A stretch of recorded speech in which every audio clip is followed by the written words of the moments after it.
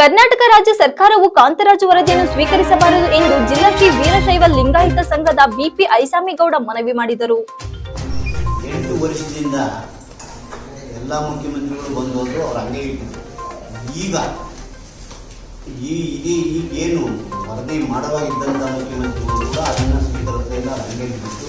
ಆನಂತರ ಮುಖ್ಯಮಂತ್ರಿ ಕುಮಾರಸ್ವಾಮಿ ಅವರು ಹಾಗೂ ಮುಟ್ಲೇ ಇಲ್ಲ. ಆನಂತರ ಬಸವರಾಜ ಬೊಮ್ಮಾಯಿ ಅವರನ್ನು ಅವರು ಮುಟ್ಲಿಲ್ಲ. ಈಗ ನಾನು ಸೌಮ್ಯ ಸತೀಶ್. ರಾಜ್ಯ ಸರ್ಕಾರವು ಕಾಂತರಾಜು ವರದಿ ಸ್ವೀಕರಿಸುವುದು ಬೇಡ, ಬಿಪಿ ಐಸಾಮಿಗೌಡ ಮನವಿ. ಹಾಸನ. ಕರ್ನಾಟಕ ರಾಜ್ಯ ಸರ್ಕಾರವು ಕಾಂತರಾಜು ವರದಿಯನ್ನು ಸ್ವೀಕರಿಸಬಾರದು ಎಂದು ಜಿಲ್ಲಾ ಶ್ರೀ ವೀರಶೈವ ಲಿಂಗಾಯತ ಸಂಘದ ಅಧ್ಯಕ್ಷ ಬಿಪಿ ಐಸಾಮಿಗೌಡ ಮನವಿ ಮಾಡಿದರು. ಪತ್ರಿಕಾಗೋಷ್ಠಿಯಲ್ಲಿ ಮಂಗಳವಾರ ಮಾತನಾಡಿ, ಜಿಲ್ಲಾ ಶ್ರೀ ವೀರಶೈವ ಲಿಂಗಾಯತ ಸಂಘ ಹಾಸನ ಇದರ ಸರ್ವ ಸದಸ್ಯರ ಸಭೆಯು 2023 ಡಿಸೆಂಬರ್ 23ರಂದು ಬೆಳಗ್ಗೆ 11:30ಕ್ಕೆ ಸಂಘದ ಅಧ್ಯಕ್ಷರಾದ ನನ್ನ ಅಧ್ಯಕ್ಷತೆಯಲ್ಲಿ ಶ್ರೀ ಬಸವೇಶ್ವರ ಕಲ್ಯಾಣ ಮಂದಿರದಲ್ಲಿ ಸಭೆ ಸೇರಿ ಸನ್ಮಾನ್ಯ ಕಾಂತರಾಜುರವರಿಗೆ ವರದಿಯನ್ನು ಕರ್ನಾಟಕ ಸರ್ಕಾರದವರು ಸ್ವೀಕರಿಸಬಾರದೆಂದು ಸಭೆಯಲ್ಲಿ ನಿರ್ಣಯ ಕೈಗೊಳ್ಳಲಾಯಿತು.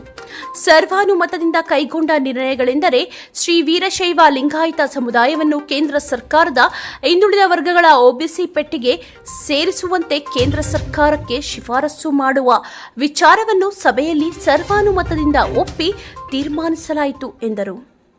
ಸುಮಾರು 8 ವರ್ಷಗಳಷ್ಟು ಹಳೆಯದಾದ ಅನೇಕ ಲೋಪದೋಷಗಳಿಂದ ಕೂಡಿರುವ ಬಿಡುಗಡೆಗೊಂಡ ಮುನ್ನವೇ ಬಹಿರಂಗಗೊಂಡಿರುವ ಹಾಗೂ ಅವೈಜ್ಞಾನಿಕವಾದ ಕಾಂತರಾಜು ಆಯೋಗದ ವರದಿಯನ್ನು ಕರ್ನಾಟಕ ಸರ್ಕಾರ ಸ್ವೀಕರಿಸಿದಂತೆ ಒತ್ತಾಯಿಸುವುದು ಹಾಗೂ ತಂತ್ರಜ್ಞಾನವನ್ನು ಬಳಸಿಕೊಂಡು ದೋಷಗಳನ್ನು ಸರಿಪಡಿಸಿ ರಾಜ್ಯ ಸರ್ಕಾರವು ಸಾಮಾಜಿಕ, ಶೈಕ್ಷಣಿಕ ಹಾಗೂ ಆರ್ಥಿಕ ಸಮೀಕ್ಷೆಯನ್ನು ನಡೆಸುವುದಾದರೆ ನಮ್ಮ ಸಮಾಜದ ಸಂಪೂರ್ಣ ಸಹಕಾರ ನೀಡಬಹುದು.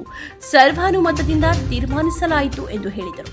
ಪತ್ರಿಕಾಗೋಷ್ಠಿಯಲ್ಲಿ ಜಿಲ್ಲಾ ಶ್ರೀ ವೀರಶೈವ ಲಿಂಗಾಯತ ಸಂಘದ ಗೌರವ ಕಾರ್ಯದರ್ಶಿ ಇಎಂ ರುದ್ರಕುಮಾರ್, ಉಪಾಧ್ಯಕ್ಷ ಬಿಎಂ ಭುವನಾಕ್ಷ, ನಂಜುಂಡಪ್ಪ, ಖಜಾನ್ಸಿ ಎಂಪಿ ಕಾಂತರಾಜು, ಸಹ ಕಾರ್ಯದರ್ಶಿ ಎಚ್ ಮಲ್ಲಿಕಾರ್ಜುನ್ ಇತರರು ಉಪಸ್ಥಿತರಿದ್ದರು. ಈಗೇನು ವರದಿ ಮಾಡುವಾಗಿದ್ದಂಥ ಮುಖ್ಯಮಂತ್ರಿಗಳು ಕೂಡ ಅದನ್ನು ಸ್ವೀಕರಿಸಲೇ ಇಲ್ಲ, ಹಂಗೆ ಇಟ್ಟಿತ್ತು. ಆನಂತರ ಮುಖ್ಯಮಂತ್ರಿ ಕುಮಾರ